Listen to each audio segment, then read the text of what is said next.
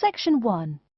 You will hear a conversation between a clerk from a moving company and a woman who wants to relocate to the United States. First, you have some time to look at questions 1 to 6.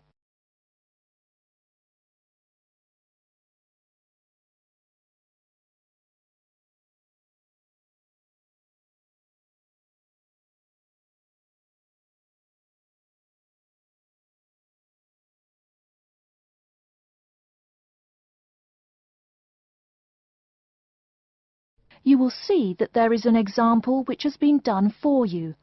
On this occasion only, the conversation relating to this will be played first. Good morning, ma'am, and welcome to Australia's moving experience. How can I help you? Well, I hope you can help me. I'm so up in the air right now.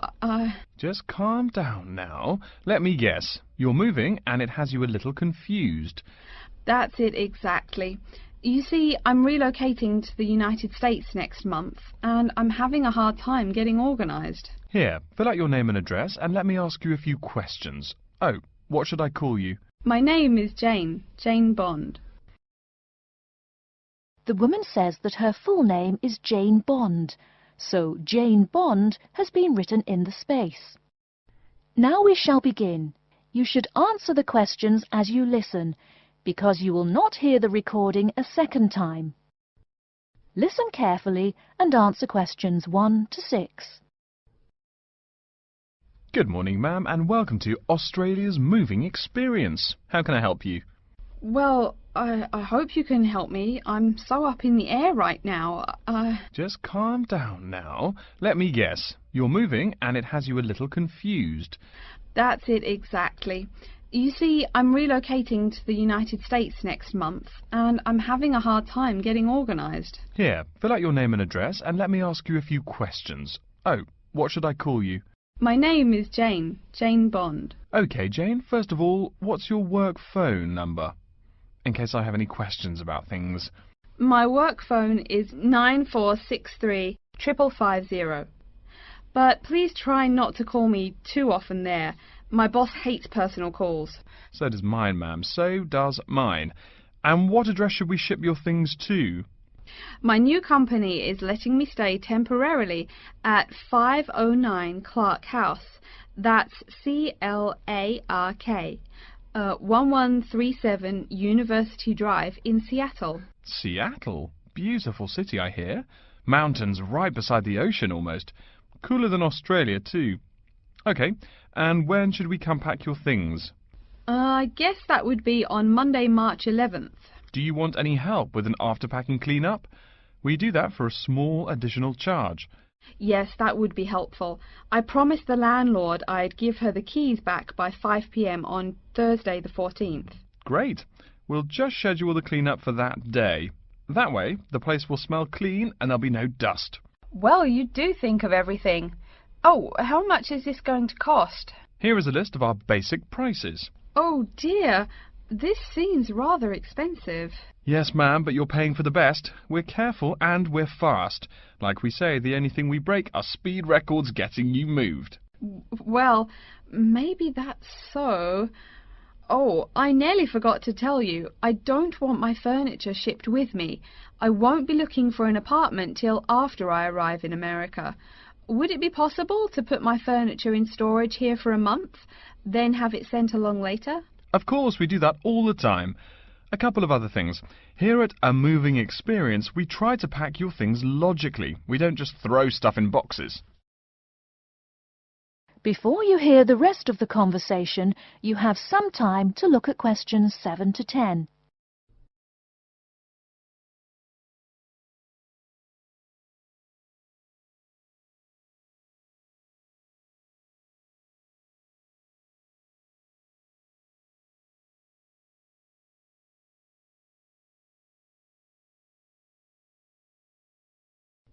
Now listen and answer questions 7 to 10. Do you have any special requests? You know, things you want packed in some special place, so you know where to find them. Like what? Oh, I don't know. Things like dishes, maybe. Not to be rude, but you look like a lady who likes to eat. Ah, yes, I need my dishes and things where I can find them quickly. Great. We'll put those dishes and cutlery in what we call the emergency pack. Can you think of anything else? I do have an antique tea kettle my great-grandmother gave my mother. I wouldn't want to lose that. So I guess you'd better put that in storage with the furniture. Grandma's tea kettle with the furniture. Got it. Say, how about things like your alarm clock? You don't want to miss your plane on the big day, right? Well, you certainly think of everything. Yes, that's right. I'll also need my alarm clock where I can find it.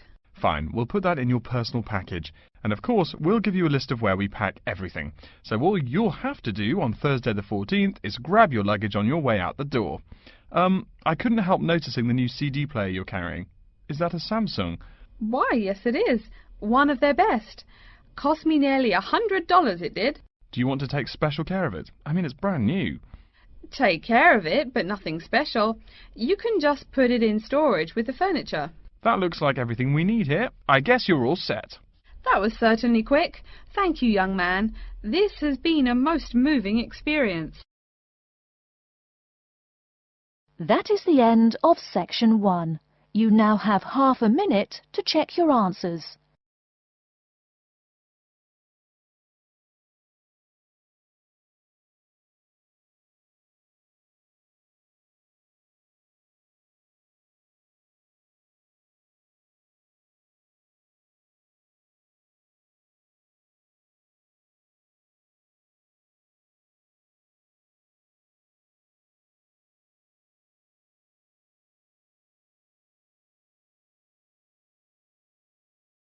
Now turn to section 2.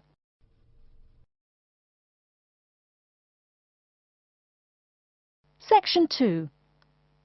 You'll hear an introduction to a conference on computer system language learning. First, you have some time to look at questions 11 to 16.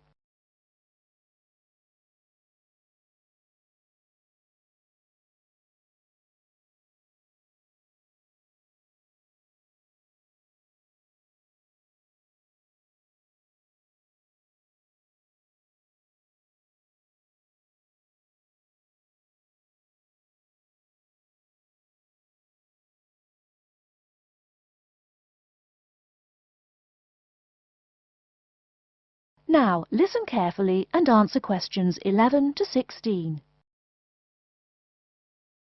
Good morning, everyone, and welcome to the second annual Wallabaloo Conference on Mastering Computer Languages. I hope you all had a good trip. Before we get underway with today's program, let me fill you in as to what's on tap for tomorrow, Sunday, February 19th. At 9 a.m., right here in the main hall, we'll be hearing a lecture from Dr. John Smith about computer as teacher. Professor Smith from the University of Melbourne is a world-class expert in the field of computer-assisted education, and his talk promises to be both stimulating and informative. Immediately afterwards, at 10:30, there will be a presentation of papers by various delegates. That, however, will take place in the garden room on the ground floor. If you don't yet know, the garden room is also called the ballroom and will be gathering at the west end, the slightly raised area called Level 2. Just look for the crowd. If you get lost, there are signs in the foyer. After all that thinking, talking and listening, I expect everyone will be a bit weary. So at 11:15, there will be a break for coffee, cookies and other light refreshments. These will be available at the aptly named refreshment stand, placed by the door back here in the main hall. Also, if you choose to skip the formal lunch, you can buy a packed lunch at the stand for a reasonable price. I strongly urge you, however, to join us at the formal lunch. That won't be till 1 o'clock sharp, so you have time to stroll about town a bit. We'll be eating at the Seaview restaurant. The restaurant is located right here in the hotel on the top floor. It's a good dozen flights of stairs, so I suggest you take the lift on the ground floor, eh? If you're not fond of fish, there's an all-you-can-eat barbecue available as well. They even offer wallaby meat. After lunch, we'll troop back downstairs to Level 2 in the ballroom for the presentation of further papers, which will begin at 2 p.m. Please try to be on time.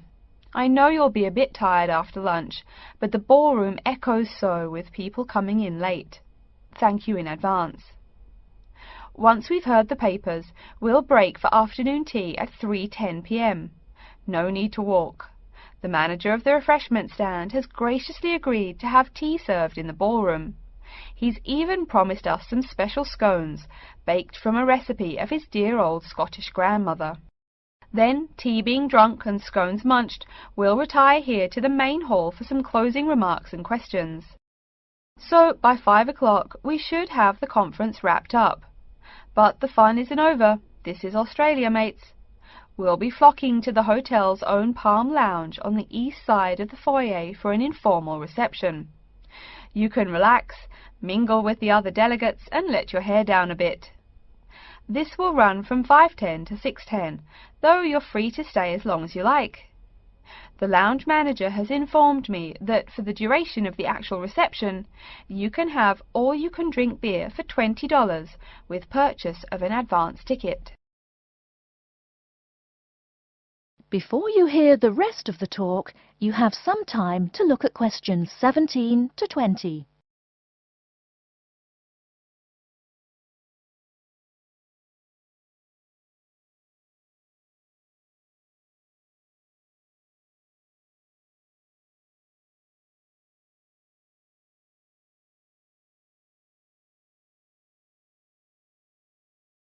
Now listen and answer questions 17 to 20.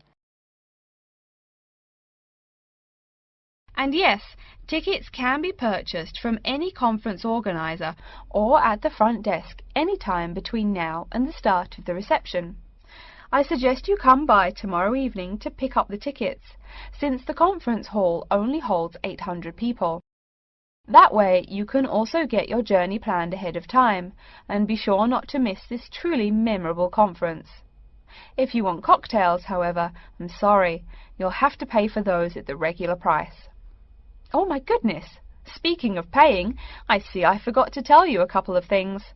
The first is about lunch. The charge for the lunch will be $15 for all you delegates. If you have guests with you, the cost is $25 for the general public and $6.50 for children under the age of 10. That's $15 each, not total for everyone. Another item is about the lunch menu. I very much urge you to try the fish. I mean, look at the restaurant's name, the Sea View. As the name suggests, it is a famous seafood restaurant. The chef is a Basque from Spain, and he really gets quite put out when people ignore his fish specialities for burgers or barbecue. If fish isn't your thing, though, try the steak. He makes an exquisite filet mignon topped with blue cheese and mushrooms. Finally, if you'd like to buy a ticket, you can have both lunch and unlimited beer for $35. I should have mentioned that earlier, but I am a bit forgetful. Maybe I should avoid the beer after the conference, eh? Well, I've said my bit. Are there any questions? That is the end of section 2. You now have half a minute to check your answers.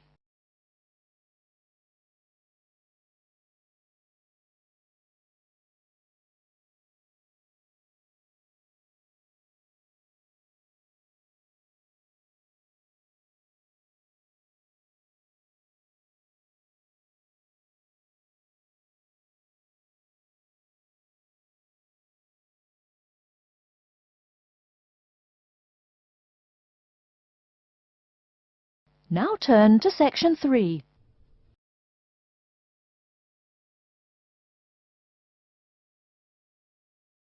Section 3. You will hear a student called Tina asking Professor Van Diesen for advice on choosing courses. First, you have some time to look at questions 21 to 26.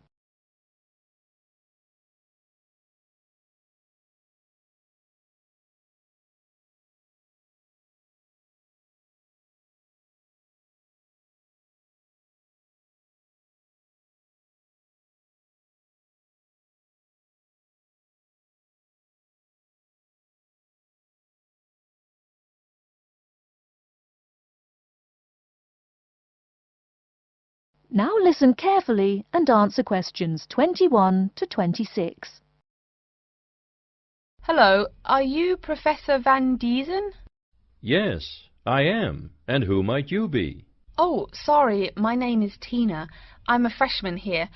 They told me I should ask you for advice in choosing courses. Well, that's part of what I'm here for. Please come in and sit down. Now, what are your questions? I almost don't know. Everything is so confusing. Like, what is a specialized course? Oh, easy. A specialized course is one that is compulsory, meaning it's a requirement for your major, and regular, so you can't place out by taking a proficiency exam. That sounds pretty strict. Then what are all these general courses? I seem to have to take so many.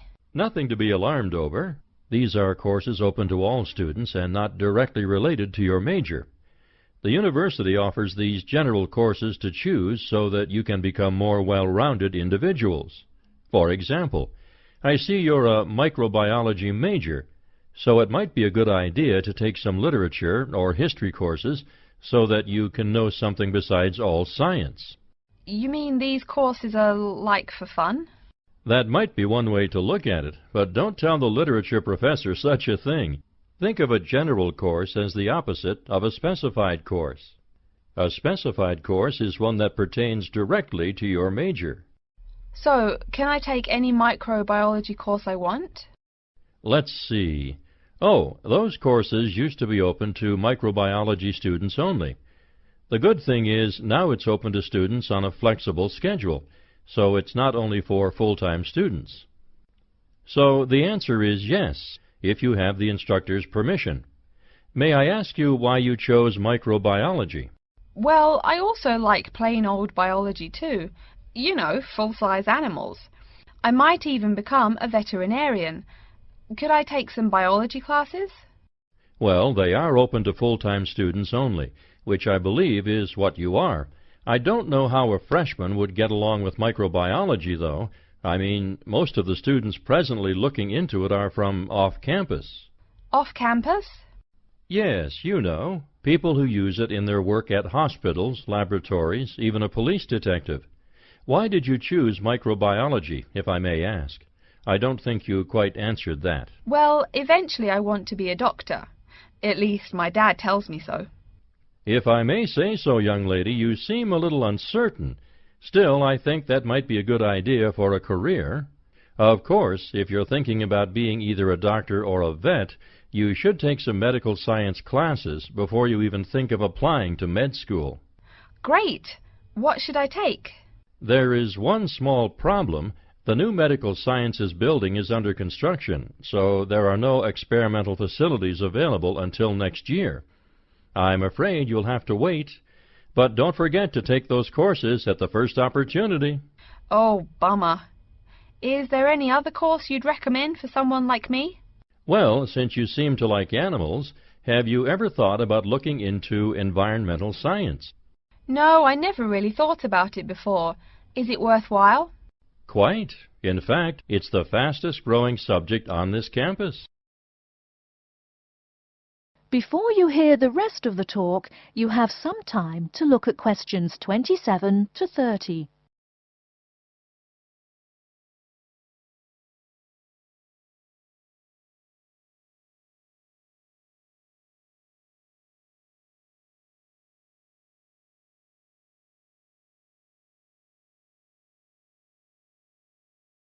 Now listen and answer questions 27 to 30. I'm sorry, I couldn't help noticing the long list of classes you've written out there. May I have a look? Oh, sure. Medical science, statistics, laboratory techniques, medicine, mathematics, computing. My, a bit of everything here. Is it too much? For your first semester, yes. What I suggest is starting out by taking the compulsory courses. Like we said before, the medical science can wait. Consider taking that in your sophomore year. I think I'd put off computing, too.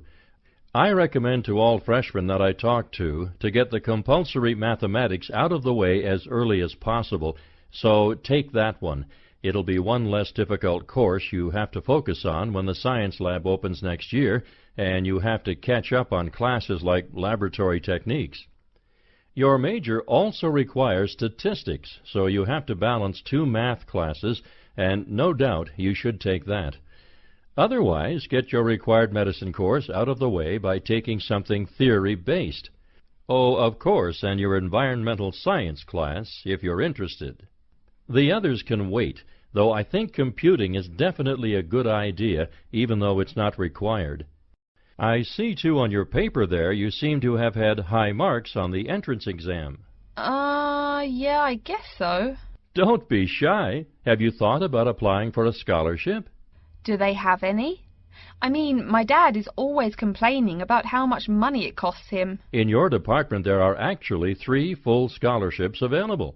They cover tuition and provide $1,500 cash. $1,500 cash? Party! Please, miss, the money is intended more as a textbook allowance, not party money. If you promise to behave, I'll show you how to apply. Great, and thanks. That is the end of section 3. You now have half a minute to check your answers.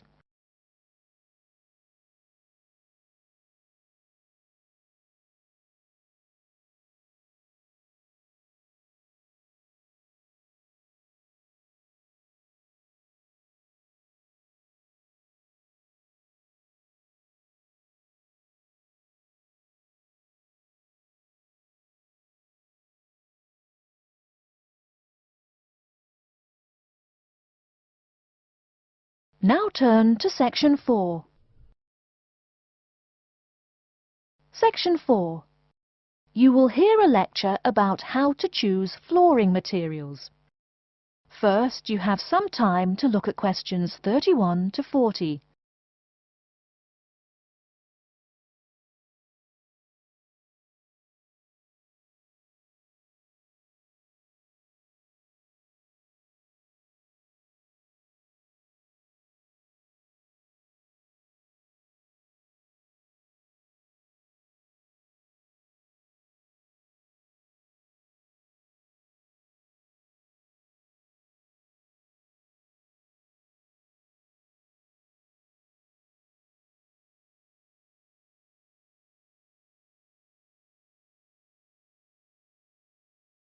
Now listen carefully and answer questions 31 to 40. We've been talking about choosing building materials in the last week. Now, a great many factors influence the choice of building materials. You can't make a house of cards, right? And people who live in glass houses and all that. Anyhow, today I'd like to say a few words about flooring. Some artificial materials can be used, like plastic for instance, which offer mixed blessings when used as a flooring surface. On the one hand, plastic is cheaper than nearly any other alternative, short of bare ground. Plastic also does not warp like wood. On the other hand, the best that can be said about plastic is that it looks like wood or stone. However, it cannot replace the real materials. As I have mentioned, I'm fixing up a new house. The decorator my wife hired told me plastic does a great job of looking exactly like plastic. Besides, it scratches easily, fades or discolors, and starts cracking within a year or two. So, if you're fitting out a sleazy hotel or plan to live in a trailer park, go with the plastic. Really though, for all intents and purposes, this leaves us with wood or stone as choices for flooring. Stone and wood are alike in at least one respect. Both go through processing before they can be put to use. Since few of us cut our own lumber or quarry our own stone, this is not perhaps a pressing concern. Still, do-it-yourselfers would do well to remember to buy only properly seasoned wood. Unseasoned wood warps, and a warped floor quickly becomes firewood, and its owner quickly becomes poorer. Likewise, except for dull-hued materials like slate or sandstone, most stone floors are polished before installation. The choice goes well beyond just wood or stone. Each type requires many further considerations. A few special remarks are called for when considering wood. For example, as always, aesthetics, personal taste and layout all play roles, as well as the type of house or room. Oh, and certainly don't forget the cost. When it comes to cost, a rule of thumb is that the softer and less exotic the wood, the lower the cost. In the US, for instance, pine is both ubiquitous and cheap. Mahogany is imported and exorbitantly expensive. If you're on any kind of budget when remodeling, it's really helpful to remember to go for the softer woods. Aside from cost, there are still lots of different factors that are important in choosing the best flooring for the job. Continuing with the example of wood, one must consider the effects of each type of wood on the mood of the room. When selecting the best wood to use, particular attention needs to be paid to its grain patterns, texture, and colour. In rooms where relaxation or deep thought is the aim, say bedrooms or the study, dark, strong-grained woods are the rule. Here, the grain ought to match the furniture for a feeling of homogeneity. In rooms where activity and motion are typical, the dining room or living room, lighter, finer-grained lumber is more suitable. In such a setting, the wood grain might be useful in offering a contrast to the furniture. This leads to a feel of subconscious excitement in keeping with the room's function. In either case, though, consult a decorator. It is a decorator's job to know what materials to use to fit the function of the room. Though some things about putting together a room are subjective and based on one's individual taste, materials appropriate to a room's function are much more straightforward. A decorator takes the needs of the customer and uses a mathematical formula rather than subjective words. Since feelings vary from person to person, verbal descriptions of wood types tend to be ambiguous. You want the wood you select, not something approximate. And if you do decide to do it yourself, remember that all wood must be treated with preservatives to enhance its appearance and preserve its natural beauty. In the case of stone, or quarry tile, as flat-cut flooring stone is properly called, a new set of considerations must be weighed up. Simple colour aside, the degree of reflection must be kept in mind. This is called the reflectance rate, which is expressed in a number between 0.0 and 1.0, depending on the amount of light it reflects. At one end of the scale is polished silver. At a rating of 1.0, this shiny surface reflects nearly all of the light directed at it. Numbers closer to 0 describe materials that absorb more light. Moving down the scale a bit, we see that plastic that has been painted white has a rate of 0.8, which makes sense. We know that the colour white reflects all other colour, while black absorbs all colour, and plastic itself is a relatively reflective material. Materials that are denser and darker have reflectance rates much closer to 0. The quarry tile I mentioned a while ago has a rate of 0.1. As you may know, quarry tile is generally dark brown and made from clay, so it is quite dense. Of course, there is considerable variation among types of quarry tile because of the hue or treatment of the clay during its creation. Does anyone have any guesses as to what material may have a rate of almost 0.0? We can guess most of these materials are black in colour, but plastic, wood and even stone reflect some light. One material with a rate of almost 0.0 is black velvet. The texture produces almost no shine at all. Carrara marble, despite its white hue, is actually lower in reflectivity than black onyx. In any case, the fact that tiles vary somewhat should not be forgotten. A highly reflective floor would not be suitable in a library. It would be indispensable in a ballroom, should your home be large enough to feature one. Again, a rule of thumb is that light means lively. Since form and material follow function, one should only use the more reflective materials in rooms where the cultivation and expression of energy is important. Bear in mind, too, that most types of stone cost more than all but the rarest of wood. Of course, there is no reason why some rooms of a house should not feature wood floors or other stone tiles. You can even mix the two. A room with wood panels on the walls can have a beautiful stone floor. My bedroom has white birch walls and a light blue slate floor. The place looks like a Russian hunting lodge. Remember though, go with what feels right for you. Good taste and the laws of interior design are the homeowner's servants, not his master. It's only beautiful when you decide it is. I mean, you're the one who lives there, not the decorator, right? Okay, are there any questions? That is the end of section 4. You now have half a minute to check your answers.